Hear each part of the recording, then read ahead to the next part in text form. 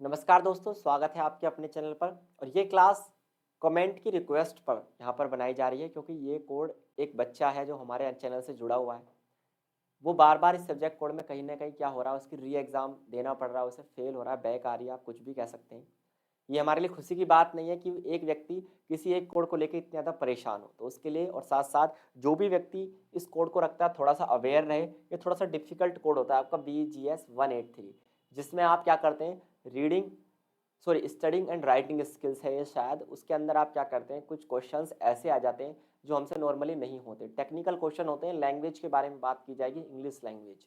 इस क्लास में मैं कोशिश करूंगा आपको टॉप 5 से 6 ऐसे क्वेश्चंस कराऊं जो कि क्या हो दोस्तों, आपके एग्जाम में बार बार आते हो। इसलिए मैंने इस क्लास का नाम दिया है एक क्लास खेल खल्लास, है ना। और साथ साथ आपका कोई भी कमेंट हो तो आप मुझे कमेंट बॉक्स में बता सकते हैं, उन पर हम क्या करेंगे, जल्द से जल्द आंसर करने की कोशिश करेंगे।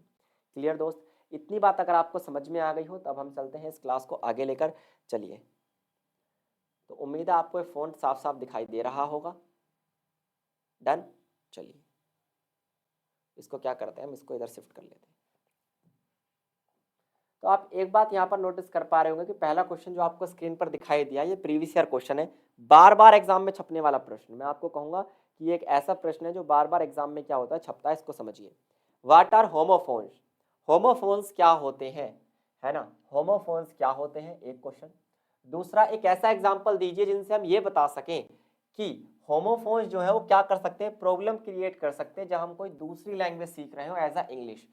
होमोफोन्स क्या होते हैं, मैंने आपको कई बार बताया दोस्तों कि होमोफोन्स के बारे में जब भी आपसे कोई सवाल पूछा जाए तो आप कहेंगे होमो और फोन्स, दो शब्द यहाँ पर आपको देखने के लिए मिलेंगे।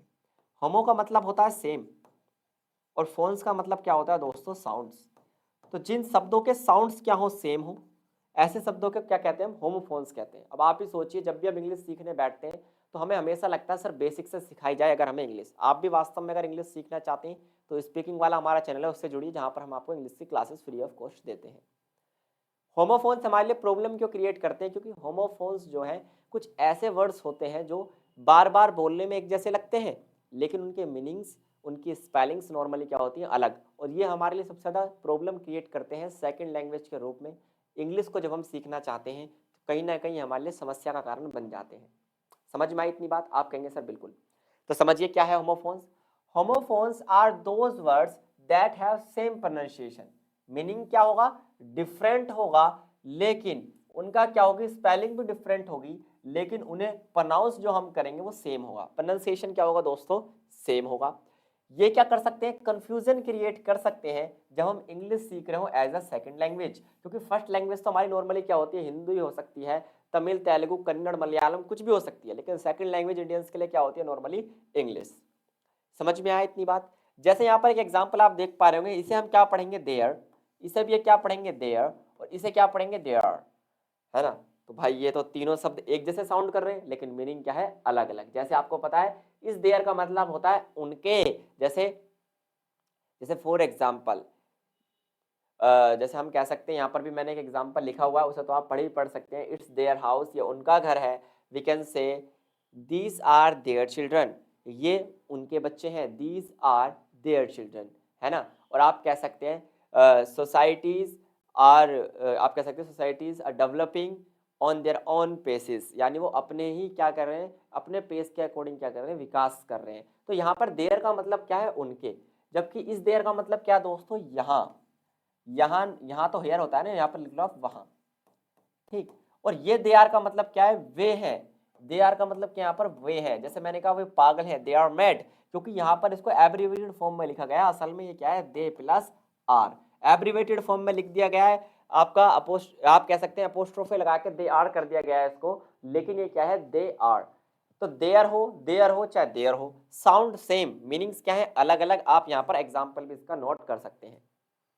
समझ में आया? होमोफोन्स क्या होते हैं, ऐसे वर्ड्स जिनके साउंड क्या होंगे, प्रोनाउंसिएशन क्या होगा, सेम, मीनिंग्स और स्पेलिंग्स क्या होंगे, डिफरेंट। ये प्रॉब्लम क्रिएट करते हैं जब भी हम कोई सेकंड लैंग्वेज सीख रहे होते हैं नॉर्मली। डन, चलिए बहुत बढ़िया।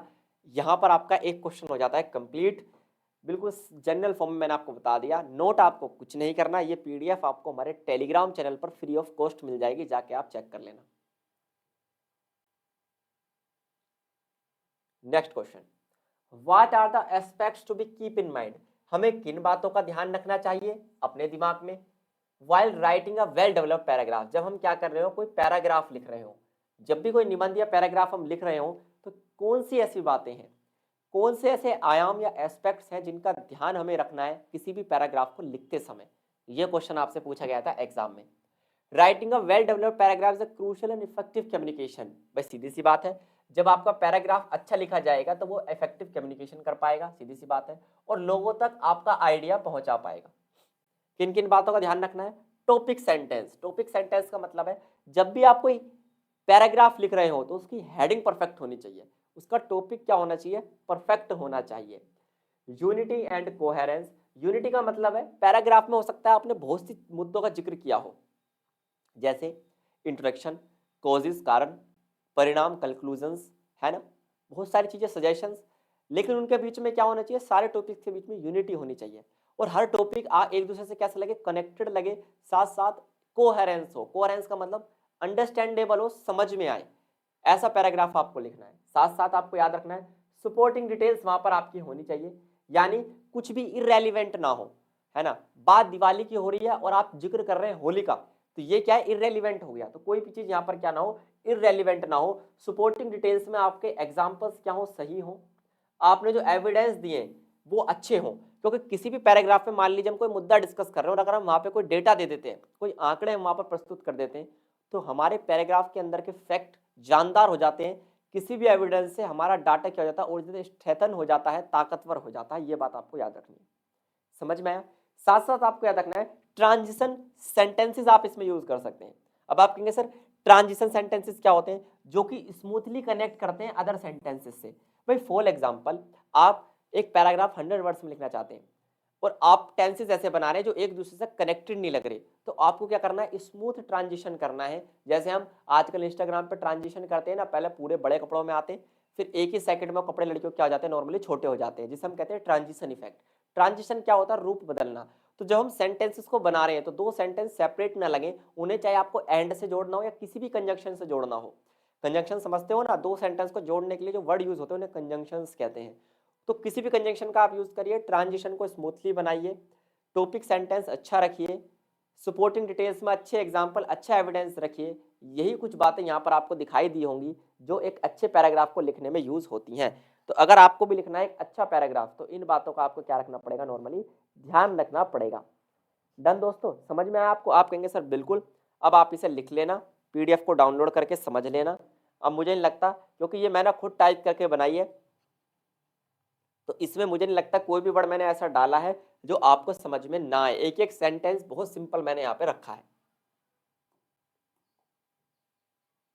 एक और क्वेश्चन एग्जाम में आया हुआ है, पहले बार बार आता है, most important question, expository writing क्या होती है। एक्सपोजिटरी राइटिंग क्या टेक्निक है, क्या टेक्निक है कि हम किसी टेक्स्ट में यूज कर सकते हैं एक्सपोजिटरी राइटिंग। तो याद रखिए एक्सपोजिटरी राइटिंग जो है अ टाइप ऑफ राइटिंग, लिखने का एक तरीका है जिसमें क्या किया जाता है, किसी भी मुद्दे को एक्सप्लेन किया जाता है, कोई भी इंफॉर्मेशन दी जाती है, किसी भी मुद्दे का वर्णन किया जाता है, किसी भी प्रक्रिया या प्रोसेस को बताया जाता है, किसी भी विचार को लोगों तक पहुंचाया जाता है। ऐसी राइटिंग को कहते हैं एक्सपोजिटरी टेक्स्ट।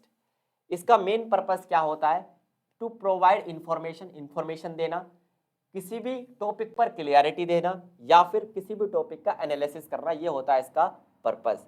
टेक्निक्स क्या है, टेक्निक्स क्या है एक्सपोजिटरी राइटिंग के बारे में। पहली टेक्निक, क्लियर थेसिस स्टेटमेंट। जब भी आप कोई क्या लिख रहे हो दोस्तों, कोई भी एक्सपोजिटरी टेक्स्ट लिख रहे हो तो आपकी जो हेडलाइन होनी चाहिए, जिसे हम कहते हैं थेसिस स्टेटमेंट, थेसिस स्टेटमेंट को हम नॉर्मली डायरेक्ट स्टेटमेंट भी कहते हैं। क्या कहते हैं, डायरेक्ट स्टेटमेंट। तो जब भी आप कोई क्या लिख रहे हो, एक्सपोजिटरी टेक्स्ट लिख रहे हो, तो आपकी जो डायरेक्ट स्टेटमेंट है वो क्या होनी चाहिए, वो स्ट्रॉन्ग होनी चाहिए। कैसी होनी चाहिए, डायरेक्ट स्टेटमेंट आपकी क्या होनी चाहिए, स्ट्रॉन्ग होनी चाहिए। ऑर्गेनाइजेशनल स्ट्रक्चर क्या हो, ऑर्गेनाइजेशनल स्ट्रक्चर का मतलब यह है पूरी तरीके से सिस्टमैटिक लगा हो। कैसे लगा हो दोस्तों, सिस्टमैटिक होना चाहिए आपका टेक्स्ट, है ना। जैसे कोई भी सिस्टमैटिक कैसे होता है, एक क्रोनोलॉजिकल ऑर्डर होता है, जैसे पहले कारण लिख दिए, फिर उसके प्रभाव लिख दिए, फिर उसका कंपैरिजन कर दिया, कंपैरिजन के बाद फिर उसके विरोधाभास बता दिए, फिर प्रॉब्लम बता दी, फिर सॉल्यूशन बता दिया। तो ये एक क्रम बन गया, एक क्रोनोलॉजी बन गई, क्रम बन गया किसी भी चीज को एक्सप्लेन करने का। समझ में आया। और तीसरा आपको पता ही है टॉपिक स्टेटमेंट। टॉपिक स्टेटमेंट को हम यहाँ पर आम भाषा में कह सकते हैं इंट्रोडक्शन। तो इंट्रोडक्शन आपका ऐसा होना चाहिए जो लोगों तक समझ में आए। तो दैट वाज एक्सपोजिटरी टेक्स्ट। क्या होता है एक्सपोजिटरी टेक्स्ट? किसी भी मुद्दे को एक्सप्लेन, इन्फॉर्म या डिस्क्राइब करना एक्सपोजिटरी टेक्स्ट आपका कहलाता है ना। और ये बात आपको याद रखनी थी। क्लियर? चलिए, तो यहाँ पर 3 क्वेश्चंस आपको समझ में आए होंगे। एज इट इज पेपर में अगर आप लिख के आएंगे तो 100% पास हो जाएंगे, है ना, कोई दिक्कत आपको यहाँ पर नहीं आने वाली। देखिए, briefly explain coronal note making method. Coronal note making method, colonel भी कह सकते हैं आप। एक बात बताइए, नोट मेकिंग क्या होती है? आपने 12th क्लास में सीखी होगी। बहुत बड़े पैराग्राफ को क्या करना, कुछ शॉर्ट पॉइंट्स में इलेबोरेट करना, उसे नोट मेकिंग कहते हैं। या फिर मान लीजिए एक लेक्चर बहुत रैपिड फॉर्म में चल रहा है, आप किसी कॉलेज की क्लास में बैठे और प्रोफेसर एक लेक्चर दे रहा है और लगातार बोले जा रहा है। जैसे मैं कई बार आपको लगातार एक्सप्लेनेशन देता जाता हूँ, क्या आप सारा लिख पाते? नहीं। तो आप क्या करते हैं, उस पूरी एक्सप्लेनेशन में से कुछ कुछ पॉइंट्स उठाते हैं और उन्हें अपनी कॉपी में, डायरी में लिखते हैं। उसे ही हम क्या कहते हैं? नोट मेकिंग कहते हैं। समझिए नोट मेकिंग क्या है। और नोट मेकिंग का मैं कौन सा मेथड बताना है? कर्नल वाला। The colonel note making method is a systematic approach. क्या है? एक सिस्टमैटिक अप्रोच है। जब भी हम किसी लेक्चर को समराइज कर रहे हो या फिर किसी भी नोट्स की रीडिंग कर रहे हो, तब इसका इस्तेमाल होता है। इट वाज डेवलप्ड बाय, किसने डेवलप किया था? Doctor Walter pock.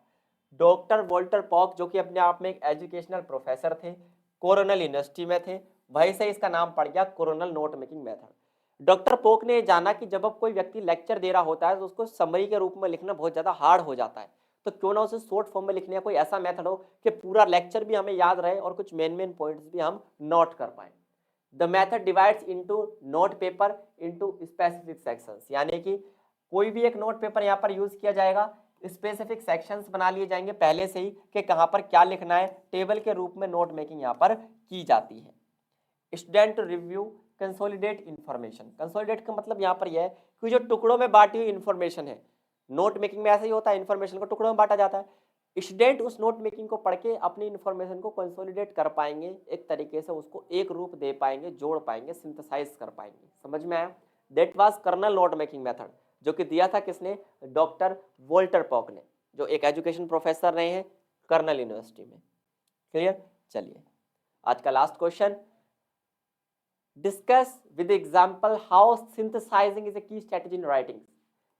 Synthesizing एक होता है एनालाइजिंग, एक होता है सिंथेसाइजिंग। एनालाइजिंग का मतलब क्या होता है? किसी भी चीज को टुकड़ों में बांटना।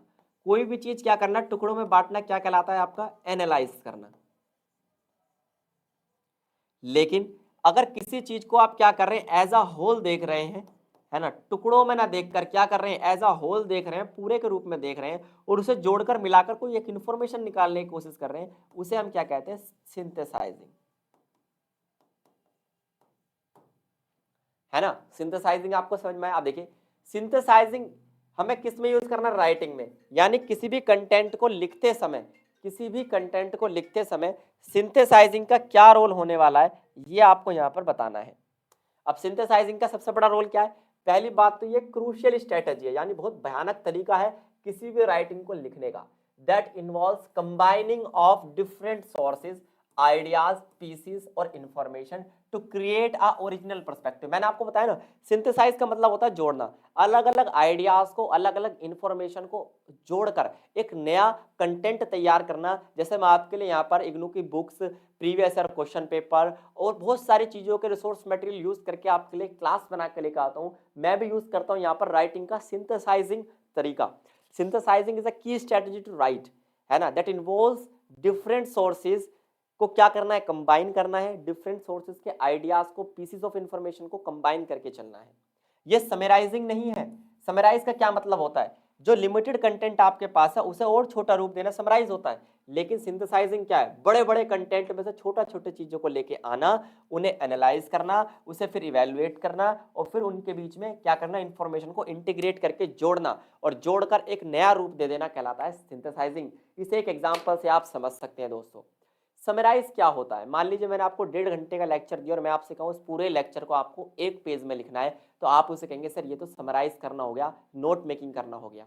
लेकिन अगर मैं आपसे कहूँ आपको इंडियन एजुकेशन सिस्टम के बारे में एक अच्छे सा नोट तैयार, एक रिपोर्ट तैयार करनी है, अलग-अलग सोर्सेस लेके आइए, अलग-अलग आइडियाज़ लेके आइए, नेशनल एजुकेशन पॉलिसी पढ़िए, बहुत सारी चीज़ें पढ़िए, ड्राफ्ट्स पढ़िए, कुछ भी पढ़िए, कमीशंस को पढ़िए और एक सिंथेसाइज़ फॉर्म में राइटिंग कीजिए, that is called the synthesising की स्ट्रैटेजी ऑफ राइटिंग। समझ में आया? उम्मीद है क्लास आपको पसंद आई होगी।